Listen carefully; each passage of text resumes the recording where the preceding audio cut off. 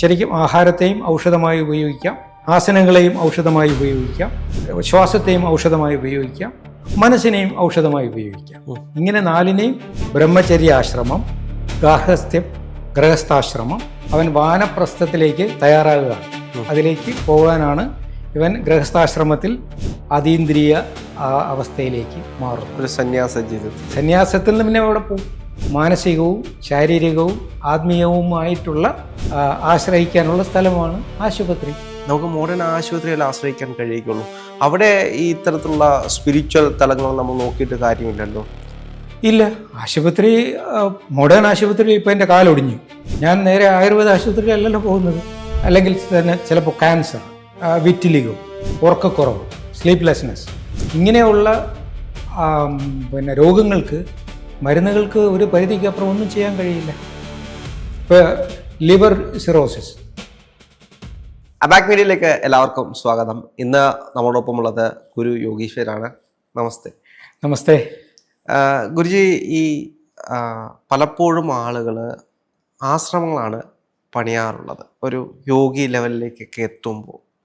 പക്ഷേ ഗുരു ചൂസ് ചെയ്തത് ഒരു ഹോസ്പിറ്റൽ രീതിയാണ്. അതെന്തുകൊണ്ടാണ് അതൊരു ഹോസ്പിറ്റലിലേക്ക് വന്നത്? ഈ ആശ്രമം എന്ന വാക്കിൻ്റെ അർത്ഥം എന്താണ്? ആശ്രമം ആർക്കും ആശ്രയിക്കാൻ കഴിയുന്ന ഒരിടം അല്ല. അല്ല, അത് നമുക്ക് സാമൂഹികമായിട്ട് പറയാം. ഒരല്പം കൂടെ ആഴത്തിലേക്ക് പോയാൽ, വ്യക്തി കേന്ദ്രീകൃതമായി പറഞ്ഞാൽ, ആ ശ്രമം, മുന്നോട്ടുള്ള ശ്രമത്തിനെയാണ് ആശ്രമം എന്ന് പറയുന്നത്. പ്രധാനമായിട്ടും നമുക്ക് പാരമ്പര്യത്തിൽ 4 ആശ്രമങ്ങളുണ്ട് ഒരു വ്യക്തിക്ക്. കേട്ടിട്ടുണ്ടോ? ബ്രഹ്മചര്യാശ്രമം, ഗാർഹസ്ഥ്യം, ഗൃഹസ്ഥാശ്രമം, വാനപ്രസ്ഥ ആശ്രമം, സന്യാസ ആശ്രമം. ഇത് വ്യക്തിക്ക് പറഞ്ഞിരിക്കുന്നതാണ്. അപ്പോൾ അതായത് കുട്ടിയായിരിക്കുമ്പോൾ അവൻ പഠിക്കണം, മുന്നോട്ട് ഗൃഹസ്ഥനാകാനുള്ള ശ്രമം, അതാണ് ബ്രഹ്മചര്യ ആശ്രമം. അത് കഴിഞ്ഞാൽ അവൻ ഗൃഹസ്ഥനായി അവൻ്റെ ഗാർഹസ്ഥ്യ ധർമ്മങ്ങളെല്ലാം പാലിച്ചുകൊണ്ട് മുന്നോട്ട് പോകുമ്പോൾ അവൻ വാനപ്രസ്ഥത്തിലേക്ക് തയ്യാറാകുകയാണ്. അതിലേക്ക് പോകാനാണ് ഇവൻ ഗൃഹസ്ഥാശ്രമത്തിൽ പ്രവർത്തിക്കുന്നത്. അത് കഴിഞ്ഞവൻ വാനപ്രസ്ഥ ആശ്രമത്തിൽ പ്രവേശിക്കും. എന്തിന്? സന്യാസ ആശ്രമത്തിലേക്ക് പോകാൻ. ഒടുവിൽ സന്യാസ ആശ്രമത്തിൽ നിന്ന് അവൻ എങ്ങോട്ടാണ് പോകുന്നത്? അതീന്ദ്രിയ അവസ്ഥയിലേക്ക് മാറുന്നു. ഒരു സന്യാസ ജീവിതത്തിൽ. സന്യാസത്തിൽ നിന്ന് പിന്നെ അവിടെ പോകും, അനന്തതയിലേക്ക് ലയിക്കും. അപ്പോൾ സ്വതന്ത്രനാകും. പരിമിതമായ രൂപങ്ങളിൽ നിന്ന് അരൂപാവസ്ഥയിലേക്ക് മാറും. അതാണ് ആശ്രമം എന്ന വാക്കിൻ്റെ യഥാർത്ഥ അർത്ഥം. അപ്പോൾ ഈ ഹോസ്പിറ്റലോ? ഹോസ്പിറ്റൽ എന്ന് പറഞ്ഞാൽ ഇംഗ്ലീഷിലെ ആശ്രമം എന്ന വാക്കിനാണ്. ഒരു വ്യക്തി ഒരു ആശുപത്രിയിൽ വരുന്നത് ആതുരനായതുകൊണ്ടാണ്. ആശുപത്രി എന്നാണ് ഇംഗ്ലീഷ്, ഹോസ്പിറ്റലിൻ്റെ മലയാളം വാക്ക് ആശുപത്രി, ആതുരാലയം എന്നാണ്. ആലയം എന്ന് പറഞ്ഞാൽ വീട്. ആതുരൻ ആശ്രയിക്കുന്ന ആലയത്തെയാണ് ആശുപത്രി എന്ന് പറയുന്നത്. അപ്പം ഞാൻ സൃഷ്ടിച്ചത് ഒരു ആശ്രമമാണ്. പക്ഷേ അത് മാനസികവും ശാരീരികവും ആത്മീയവുമായിട്ടുള്ള ആശ്രയിക്കാനുള്ള സ്ഥലമാണ് ആശുപത്രി. അപ്പോൾ പൗരാണിക അർത്ഥത്തിൽ ഇതാണ് ശരിക്കുള്ള ആശുപത്രി. അപ്പോൾ ഈ മോഡേൺ ഹോസ്പിറ്റലുകളൊക്കെയോ? മോഡേൺ ഹോസ്പിറ്റൽ എന്ന സങ്കല്പം മനുഷ്യൻ്റെ നിലനിൽപ്പിനെ പകുതി മാത്രമേ അറ്റൻഡ് ചെയ്യുന്നുള്ളൂ. ശരീര മനസ്സോ യോഗോ പരസ്പര മനോരചേത് എന്ന് പറഞ്ഞാൽ, നമ്മുടെ ജീവിതം എന്ന് പറയുന്നത് മാറ്ററും മൈൻഡുമായിട്ടുള്ളൊരു കോമ്പിനേഷനാണ്. മാറ്റർ എന്ന് പറഞ്ഞാൽ ദ്രവ്യം, പിന്നെ മനസ്സെന്ന് പറഞ്ഞാൽ ഊർജം. ഊർജത്തിനെ കാണാൻ പറ്റുമോ? ഇല്ല. ഇല്ല. അത് മാനിഫെസ്റ്റ് ചെയ്യുന്നത് ഏതെങ്കിലും ഒരു മീഡിയത്തിലൂടെ ആയിരിക്കും. മാറ്ററിലൂടെയും അത് മാനിഫെസ്റ്റ് ചെയ്യുന്നത്. അപ്പോൾ ഈ മാറ്ററും മൈൻഡും കൂടി ചേരുമ്പോഴേ പൂർണ്ണമാകുള്ളൂ. ആധുനിക സങ്കല്പത്തിൽ medicine is the last word. ഔഷധമാണ് എല്ലാം.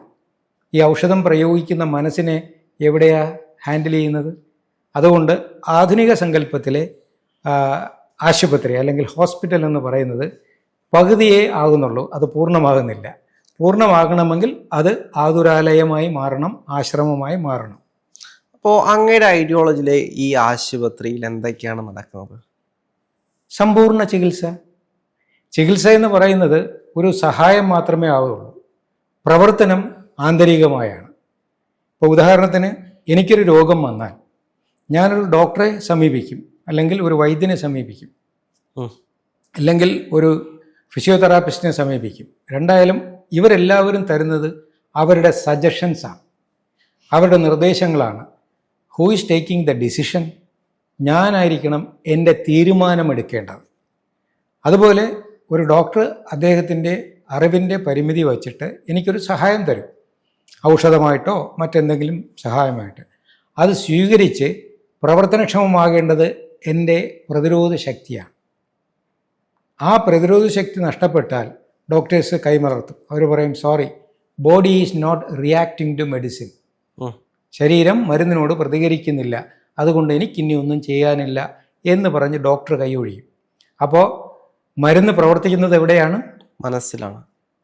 മനസ്സിലും നമ്മുടെ ആന്തരിക ബോധത്തിലുമാണ്. അപ്പോൾ അതിനെ പ്രോത്സാഹിപ്പിക്കലാണ് യഥാർത്ഥത്തിലെ വൈദ്യം ചെയ്യേണ്ടത്. വൈദ്യം എന്ന വാക്കിൻ്റെ അർത്ഥം തന്നെ വായുവിനെ ദയാപരമായി കൈകാര്യം ചെയ്യുന്നതാണ് വൈദ്യം. വായു എന്ന് പറഞ്ഞാൽ പ്രാണവായു. ഒരാൾ മരിച്ചുപോയെന്ന് പറഞ്ഞാൽ നമ്മൾ ആദ്യം ചെയ്യുന്നത് എന്താ? കൈവച്ച് നോക്കും, ശ്വാസം ഉണ്ടോ ഇല്ലേ? ശ്വാസം ഉണ്ടോ ഇല്ലെന്ന് സംശയം, ദേഹത്ത് പിടിച്ചു നോക്കും, നന്നായിട്ട് തണുത്തു, താപവും ഇല്ല. ഇതിനെയാണ് ആയുർവേദത്തിൽ വാദം എന്ന് പറയുന്നത്. വായുവും താപവും കൂടി ചേരുന്നതാണ് ജീവശക്തി, പ്രതിരോധ ശക്തി. അതിനെ ഉദ്ദീപിപ്പിക്കുക, അതിനെ നിലനിർത്തുക എന്നുള്ളതാണ് യഥാർത്ഥത്തിൽ ചികിത്സയുടെ മർമ്മം. അതിനെ സഹായിക്കുന്ന പ്രക്രിയകളാണ് ഔഷധസേവ. അപ്പോൾ അവിടെ ആശുപത്രി എന്ന് പറഞ്ഞാൽ ശാരീരികവും മാനസികവും ആത്മീയവുമായിട്ടുള്ള ഒരു കോൺട്രിബ്യൂഷൻ, സമന്വയമാണ് ആശുപത്രിയിൽ ചെയ്യേണ്ടത്. അത് ചെയ്യുന്നില്ലെങ്കിൽ അത് ആശുപത്രി സമ്പൂർണ്ണമല്ല, അത് പരിമിതമാണ്. പക്ഷേ ഇന്നും പല ആവശ്യങ്ങൾക്ക്, ഇപ്പോൾ പ്രശ്നങ്ങളുണ്ടാവും, പനി അല്ലെങ്കിൽ എന്തെങ്കിലും ക്രിട്ടിക്കലായിട്ടുള്ള അസുഖങ്ങൾ ഉണ്ടാകുമ്പോൾ നമുക്ക് മോഡേൺ ആശുപത്രിയിൽ ആശ്രയിക്കാൻ കഴിയുകയുള്ളൂ. അവിടെ ഈ ഇത്തരത്തിലുള്ള സ്പിരിച്വൽ തലങ്ങൾ നമ്മൾ നോക്കിയിട്ട് കാര്യമില്ലല്ലോ. ഇല്ല, ആശുപത്രി, മോഡേൺ ആശുപത്രിയിൽ ഇപ്പോൾ എൻ്റെ കാലൊടിഞ്ഞു, ഞാൻ നേരെ ആയുർവേദ ആശുപത്രിയിലല്ലല്ലോ പോകുന്നത്. ഞാൻ കാലൊടിഞ്ഞ് നേരെ മോഡേൺ ആശുപത്രിയിൽ പോകുന്നു. അവിടെ ചെന്നിട്ട് എക്സ്റേ എടുക്കുന്നു, കാര്യങ്ങളെല്ലാം കണ്ടുപിടിച്ചിട്ട് പ്ലാസ്റ്റർ ഇടുന്നു, അല്ലെങ്കിൽ സർജറി ചെയ്യുന്നു, അത് മാറി. അത് കഴിഞ്ഞിട്ട് ഈ നല്ല ഓർത്തോ സ്പെഷ്യലിസ്റ്റുകൾ പറയും, ഇപ്പോൾ ഏകദേശം എല്ലാം ആയി, ഇനി അല്പം ഒന്ന് ഫിസിയോതെറാപ്പി ചെയ്യുക, എന്നിട്ട് ഒരു ആയുർവേദ ആശുപത്രിയിൽ പോയി അല്പം ധാരയോ പിഴിച്ചിലോ ഒക്കെ ചെയ്യാൻ പറയും. എന്തുകൊണ്ടാണ്? അപ്പോൾ ഇതൊക്കെ അവസരോചിതമാണ്. നമുക്ക് എന്താണോ വേണ്ടത്, ശരീരത്തിനും മനസ്സിനും ആത്മാവിനും എന്താണോ വേണ്ടത് അത് തിരിച്ചറിഞ്ഞ് കൊടുക്കുക. അതാണ് സമൂലമായ ആശുപത്രി സങ്കല്പം, കോംപ്രിഹെൻസീവ് കെയർ, അല്ലാതെ പാർഷ്യൽ കെയർ അല്ല. അപ്പോൾ ഇവിടേക്ക് വരുന്ന ആളുകളൊക്കെ എന്തെല്ലാം പ്രശ്നങ്ങളുമായിട്ട് വരുന്ന ആളുകളായിരിക്കാം? ഇവിടെ വരുന്ന ആൾക്കാർ കൂടുതലും ലൈഫ് സ്റ്റൈൽ ഡിസീസസ്, അതായത് മരുന്നുകൾക്ക് ശരീരം വഴങ്ങാത്ത ഒരവസ്ഥ വരും. ഇപ്പോൾ റുമറ്റോയ്ഡ് ആർത്രൈറ്റിസ്, പിന്നെ അല്ലെന്നുണ്ടെങ്കിൽ ഓസ്റ്റിയോപൊറോസിസ്, അല്ലെങ്കിൽ തന്നെ ചിലപ്പോൾ ക്യാൻസർ, വിറ്റിലിഗോ, പിന്നെ ഈ എന്താണ് ഉറക്കക്കുറവ്, സ്ലീപ്ലെസ്നെസ്, ഇങ്ങനെയുള്ള രോഗങ്ങൾക്ക് മരുന്നുകൾക്ക് ഒരു പരിധിക്കപ്പുറം ഒന്നും ചെയ്യാൻ കഴിയില്ല. ഇപ്പോൾ ലിവർ സിറോസിസ് വന്നു കഴിഞ്ഞാൽ പിന്നെ കൂടുതൽ മെഡിസിൻ കഴിക്കാൻ പറ്റില്ല. പിന്നെ എന്താ ചെയ്യാൻ പറ്റുക? അയാളോട് മരിക്കാൻ പറയണോ? അപ്പോൾ അങ്ങനെയുള്ള അവസ്ഥകളിൽ പ്രകൃതിദത്തമായ രീതിയിൽ ശരീരത്തിൻ്റെ ദിനചര്യകളിൽ കൃത്യമായ മാറ്റങ്ങൾ വരുത്തി ശരിക്കും ആഹാരത്തെയും ഔഷധമായി ഉപയോഗിക്കാം, ആസനങ്ങളെയും ഔഷധമായി ഉപയോഗിക്കാം, ശ്വാസത്തെയും ഔഷധമായി ഉപയോഗിക്കാം, മനസ്സിനെയും ഔഷധമായി ഉപയോഗിക്കാം. ഇങ്ങനെ നാലിനെയും ഔഷധമായി ഉപയോഗിച്ചുകൊണ്ട് നമുക്ക് ഒരു പ്രതിരോധ ശേഷിയെ വളർത്താൻ സഹായിക്കുന്നു. അതോടൊപ്പം തന്നെ ഔഷധങ്ങൾ ഉപയോഗിക്കുന്നു. ഇതിനെയാണ് പഞ്ചബല സിദ്ധാന്തം എന്ന് പറയുന്നത്. പഞ്ചബല സിദ്ധാന്തം അതാണ് പൗരാണിക ഭാരതത്തിൻ്റെ ചികിത്സാ സംവിധാനം. 5 ബലങ്ങളെ ആശ്രയിച്ച് ശരീരത്തെയും മനസ്സിനെയും ഉദ്ദീപിപ്പിക്കുക, സന്തോഷമായ നിലയിലെത്തിക്കുക എന്നുള്ളതാണ്. പ്രസന്ന ആത്മയെ ഇന്ദ്രിയ മന സ്വസ്ഥ ഇത്യവിധീയതേ. സ്വസ്ഥത എന്ന് പറഞ്ഞാൽ ആരോഗ്യം. ശരീരത്തിൻ്റെയും മനസ്സിൻ്റെയും ആത്മാവിൻ്റെയും പ്രസന്നാവസ്ഥയാണ് ആരോഗ്യം എന്ന് സുശ്രുത മഹർഷി. അത് ഈ 5 തലത്തിലൂടെയേ നമുക്ക് പൂർണ്ണമായും സാധ്യമാക്കാൻ കഴിയൂ. ഇതിൻ്റെ തന്നെ മോഡേൺ വെർഷനാണ് വേൾഡ് ഹെൽത്ത് ഓർഗനൈസേഷൻ്റെ ഡെഫിനിഷൻ ഓഫ് ഹെൽത്ത്. നിങ്ങൾ ഇതിൽ നോക്കിയാൽ അറിയാം, ഗൂഗിളിൽ കയറി നോക്കിയാൽ അറിയാം. Total wellbeing of physical, mental and social. നമ്മളെ ശരീരവും മനസ്സും ആത്മാവും എന്ന് പറഞ്ഞതിന് അവർ ശരീരവും മനസ്സും സാമൂഹ്യവും എന്ന് പറഞ്ഞു. കാരണം പാശ്ചാത്യരുടെ ഈ ആത്മീയ സങ്കല്പം അന്ധവിശ്വാസങ്ങളും കുറേ ഭൂതപ്രേത വിശ്വാസികളുമായിട്ട് ബന്ധപ്പെട്ട എന്തൊക്കെയോ കോംപ്ലിക്കേറ്റഡ് സ്റ്റേജാണത്. അതുകൊണ്ട് അവർക്ക് കൃത്യമായൊരു ഡെഫിനിഷൻ ആത്മീയതയെക്കുറിച്ചില്ല. പക്ഷെ ഭാരതത്തിന് തുടക്കം മുതലേ സർവം ആത്മമയം, എല്ലാം ആത്മീയതയിൽ നിന്നാണ്. പിന്നെ മനസ്സും ശരീരവും ഉണ്ടായി വരുന്നത് ആത്മാവിൽ നിന്ന്. പക്ഷേ ആധുനിക ശാസ്ത്രത്തിൽ ആത്മാവിന് വലിയ പ്രസക്തിയൊന്നുമില്ല. അതുകൊണ്ടാണ് അവരതിനെ സോഷ്യൽ, സാമൂഹികം എന്നാക്കിയത്. ഇപ്പോൾ രണ്ടായാലും ഒരാശുപത്രി എന്ന് പറഞ്ഞാൽ അത് പൂർണ്ണമായും ശരീരത്തെയും മനസ്സിനെയും ആത്മാവിനെയും കൃത്യമായി കൈകാര്യം ചെയ്യുന്നത്, അല്ലെങ്കിൽ അതിൻ്റെ ഉദ്ദീപനത്തിന് സഹായിക്കുന്ന അതായിരിക്കണം. അതുകൊണ്ടാണ് ഞാൻ ആശ്രമ അന്തരീക്ഷത്തിലുള്ള ഒരു ആശുപത്രിയെ ഡിസൈൻ ചെയ്തത്. ഒരു സാധാരണപ്പെട്ട ഒരാൾക്ക് ഇത്തരത്തിലുള്ള ഈ 5 ശക്തികളെയും വർദ്ധിപ്പിക്കാൻ വേണ്ടിയിട്ട് ചെയ്യാൻ കഴിയുന്നത് എന്തൊക്കെയാണ്? കൃത്യമായ ആഹാരം കഴിക്കാൻ പഠിക്കുക. ഈ കാട്ടിലൊക്കെ ജീവിക്കുന്ന മൃഗങ്ങളില്ലേ, അവർക്ക് ഏതെങ്കിലും ഡോക്ടർ പോയി നിർദ്ദേശം കൊടുക്കുന്നുണ്ടോ നിങ്ങൾക്ക് ഇത്ര മിനറൽസ്, ഇത്ര വൈറ്റമിൻസ്, ഇത്ര പ്രോട്ടീൻസ് കഴിക്കണമെന്ന്? ഇല്ല. അവർക്കറിയാം അവർക്ക് എന്ത് കഴിക്കണം, ഏത് അവസരത്തിൽ എന്ത് കഴിക്കണമെന്ന് അവർക്കറിയാം. എന്തുകൊണ്ട്? അവർ ബുദ്ധിയല്ല കൂടുതൽ ആശ്രയിക്കുന്നത്, അവരവരുടെ വാസനയാണ്. അപ്പോൾ ഇവിടെ ഒരു വ്യക്തി ചെയ്യേണ്ടത് അന്ധമായി ബുദ്ധിയെ, ഇൻഫർമേഷനെ ആശ്രയിക്കാതെ അർപ്പണബോധത്തോടുകൂടി അവനവൻ്റെ വാസനയെ, ആന്തരിക ചോദനയെ ഒന്ന് അറ്റൻഡ് ചെയ്യാൻ ശ്രമിക്കുക. അങ്ങനെ വരുമ്പോൾ ഇതിനെയാണ് അവബോധം, ഉള്ളറിവ് എന്നൊക്കെ പറയും. അപ്പം നമുക്ക് എന്ത് കഴിക്കണം എന്ന് നമുക്ക് തന്നെ ഒരു തോന്നലുണ്ടാവും. അതാണ് നമ്മുടെ യഥാർത്ഥ ഗുരു, യഥാർത്ഥ ഡോക്ടർ. എല്ലാവരുടെ മനസ്സിലും എല്ലാവരുടെ ശരീരത്തിലും ഒരു ഡോക്ടർ ഉറങ്ങിക്കിടപ്പുണ്ട്, ഒരു വൈദ്യൻ. അതിനെ ഉണർത്തണമെങ്കിൽ ശ്രദ്ധ ഉള്ളിലേക്ക് ചെല്ലണം. അങ്ങനെ വന്നാൽ നിങ്ങൾ എന്ത് കഴിക്കണം എന്നൊരു ബോധം നമുക്ക് തന്നെ ഉണ്ടാവും. ഈ കൊച്ചു കുട്ടികളെ ഭയങ്കര സെൻസിറ്റീവാണ്. അവർക്ക് വിരുദ്ധമായ ആഹാരം കൊടുത്താൽ അവർ കഴിക്കില്ല. എനിക്കൊരു അനുഭവം ഉണ്ടായിട്ടുണ്ട്.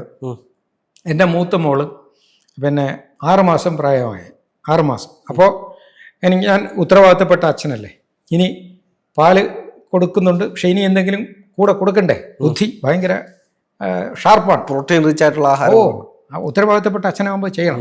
ഞാൻ നേരെ എൻ്റെ ഒരു സുഹൃത്ത് പീഡിയാട്രീഷ്യനുണ്ട്, പുള്ളിയെ പോയി കണ്ട് അദ്ദേഹത്തിനോട് പറഞ്ഞു, ഇങ്ങനെ മോള് കണ്ടല്ലേ, അപ്പോൾ ഒക്കെ നോക്കിയിട്ട് ഞാൻ എല്ലാം കൊള്ളാം ശിവ, ഇനി വേണമെങ്കിൽ ഇച്ചിരി മുട്ടയുടെ മഞ്ഞ കരു കൊടുക്കാം എന്ന് പറഞ്ഞു. അപ്പോൾ ഞാൻ ചോദിച്ചു എങ്ങനെയാണ് കൊടുക്കേണ്ടത്? അപ്പോൾ നാടൻ മുട്ട വാങ്ങുക, എന്നിട്ട് അതിന് ഹാഫ് ബോയിൽ ചെയ്യുക, എന്നിട്ട് അതിൻ്റെ മഞ്ഞ കരു എടുത്തിട്ട് അല്പം കുഞ്ഞിന് അല്പച്ച് വായിൽ തേച്ച് കൊടുക്കുക. അപ്പോൾ ഞാൻ പറഞ്ഞു ഓക്കെ, എത്ര ആദ്യം ഒന്ന് ചെറുതായിട്ട് കൊടുത്ത് നോക്ക്, എന്നിട്ട് അത് കുഞ്ഞിൻ്റെ ആ ഒരു ശേഷി അനുസരിച്ച് കൂട്ടാൻ പറഞ്ഞു. ഞാൻ ഉത്തരവാദിത്വമുള്ള അച്ഛനായിട്ട് ഒന്ന് പിറ്റേന്ന് തന്നെ മുട്ടയൊക്കെ സംഘടിപ്പിച്ച് കഴുകി വൃത്തിയാക്കി വാട്ടിയെടുത്ത് മക്കളെ എടുത്ത് വെച്ചിട്ട് ഇതെടുത്ത് കുഞ്ഞിൻ്റെ വായിലേക്ക് എൻ്റെ വിരൽ ചെല്ലുമ്പോൾ തന്നെ കുട്ടി ഭയങ്കര അസ്വസ്ഥമായിട്ട് മൂക്കിങ്ങനെ അങ്ങനെ വിട്ട് ആക്കുകയാണ്. അതിനാ മണം വേണ്ട.